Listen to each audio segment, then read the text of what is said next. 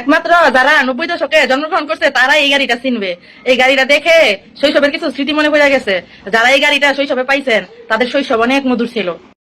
চায়নারা কিন্তু আমাদের থেকে বেশ এগিয়ে, তারপরেও তারা নিজেদের ঐতিহ্য আর সংস্কৃতি ভুলে না। দেখেন বাঁশের গুঁড়াগুলা না ফেলে তার দ্বারা কত সুন্দর একটা স্টিমার বানিয়ে নিল, যেটাতে মোমো সহ পিঠা স্টিম করা যায়। যাদের রান্নাঘরে এই পাইপলাইন গুলা থাকে দেখতে কিন্তু একটু বিশ্রী লাগে, তাই এই আর্টিফিশিয়াল এর ভাঁজগুলা দিয়ে কিন্তু ঘরটা মানে রান্নাঘরটা সাজানো যায়। ঘর সাজাতে কিন্তু বেশি টাকা লাগে না, অল্পতেই খুব সুন্দর করে সাজানো।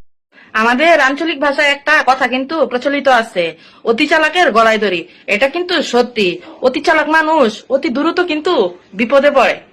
যেই দিনকাল শুরু হয়েছে পুরুষ মানুষের সম্পদ রক্ষা করা কঠিন হয়ে দাঁড়াইছে। এই জন্য এই যে এই ভাই সরকারটা পদক্ষেপ নিছে, পদক্ষেপটা কিন্তু দারুণ। দুন্দুল পাকার পরে আমরা বিচিগুলো রেখে খুলুসটা কিন্তু ফেলে দেই, এটা ভুলেও ফেলবেন না। এটা দিয়ে দারুণ একটা জিনিস তৈরি করা যায়।